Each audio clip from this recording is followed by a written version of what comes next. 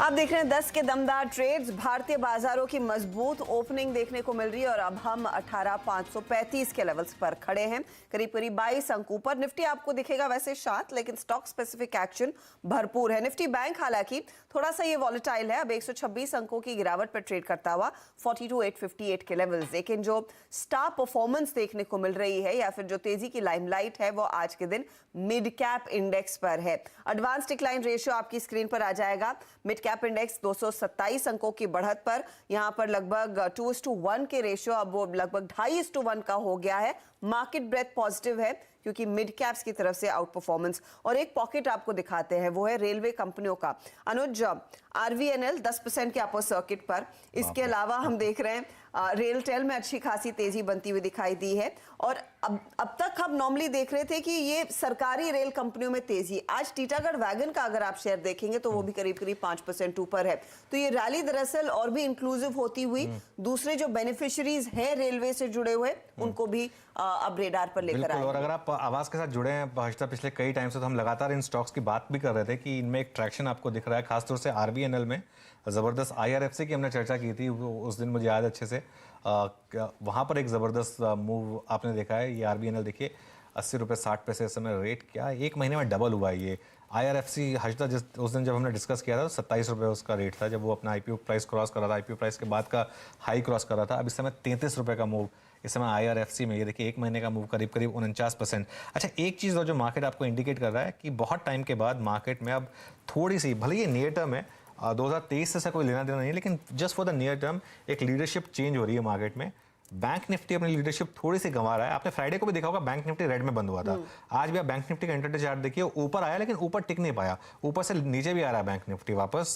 लेकिन निफ्टी में अभी भी ट्रैक्शन बना हुआ है क्योंकि एक तो रिलायंस में बाइंग है और एक नीचे के लेवल से आईटी स्टॉक्स में बाइंग है। तो क्लियरली एक मार्केट में अब इस समय एक इसके लिए जो हम सुबह कह रहे थे कि आज जो है थोड़ा व्यू निफ्टी पर स्ट्रॉन्गर है कंपेयर टू बैंक निफ्टी, क्योंकि बैंक निफ्टी में ऊपर के लेवल पर थोड़ी सी थकान, थोड़ी सी फटीग आपको दिखाई दे रही है।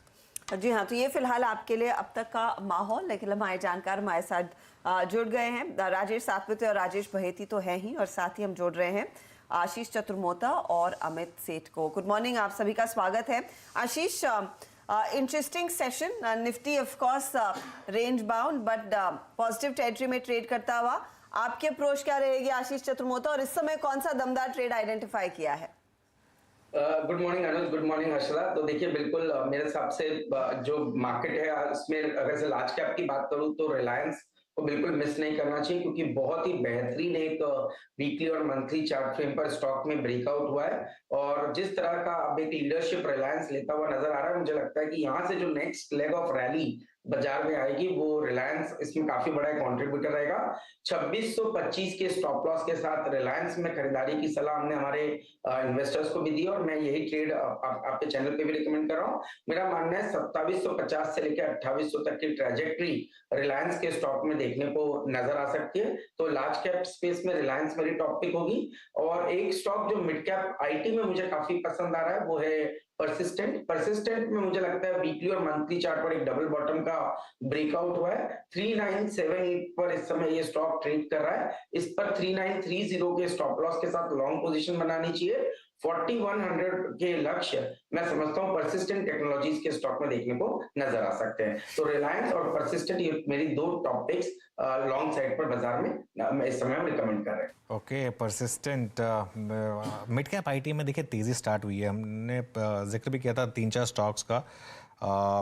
L&T Infotech, L and T tech services, इनमें भी आप इस समय ट्रैक्शन देख रहे हैं। ये कुछ स्टॉक्स हैं जो एक गोल्डन क्रॉसओवर बनाने की तैयारी कर रहे हैं, 50 डे मूविंग एवरेज और 200 डे मूविंग एवरेज की तरफ जाने की तरफ उसकी तैयारी कर रहे हैं। तो ये कुछ स्टॉक्स हैं। और परसिस्टेंट जो कि आशीष ने इस समय एडवाइस दी है।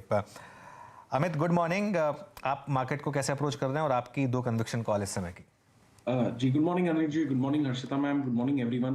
अनुज जी, जैसे कि आपने कहा कि निफ्टी में बेटर स्ट्रेंथ लग रही है। निफ्टी में आज हमने देखा एक पुल बैक आया जिसने 10 डेमा में सपोर्ट लिया और कहीं ना कहीं वापस रिलायंस के कारण ऊपर जा रहा है। Bank Nifty is definitely weaker of the two index, तो ऐसा नहीं कहूंगा कि बैंक निफ्टी अभी यहाँ पे शॉर्ट है।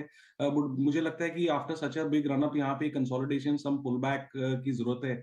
और मार्केट्स में हमेशा सेक्टर रोटेशन रहता है, तो आई थिंक कहीं ना कहीं अब दूसरे सेक्टर्स में हम आने वाले दिनों में तेजी देख सकते हैं। एक पर्टिकुलर स्टॉक जो मेरे को अभी बहुत अच्छा लग रहा है risk reward point of view से, दैट इज मारुति।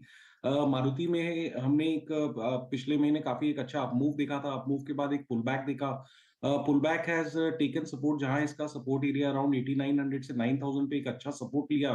पिछले 2-3 दिनों से डोजी कैंडल्स बनी, which implies is lack of selling pressure, और आज ये स्टॉक अपने 10 डेमा के ऊपर ट्रेड कर, तो मुझे लग रहा है ये पुल बैक कहीं ना कहीं कंप्लीट हो गया है and Maruti is once again ready for the next leg.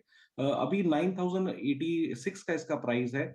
Immediate short term trading के लिहाज से मुझे ऐसा लगता है कि मारुति 9250 9300 तक जा सकता है। 9000 एक छोटा सा मैं इसका स्टॉप लॉस रखूंगा। Second stock which I would not like to miss out is tech Mahindra. IT में अभी भी स्ट्रेंथ है, इसमें tech Mahindra is looking quite positive. Tech Mahindra का अगर हम देखें तो it's on the verge of a neckline breakout. Stock अपने सारे शॉर्ट टर्म मूविंग एवरेजेस के ऊपर ट्रेड कर रहा है और momentum is also very strong. 1087 इसका प्राइस है, इसे लॉन्ग करें, 1120 के टारगेट्स रहेंगे और स्टॉप लॉस एक छोटा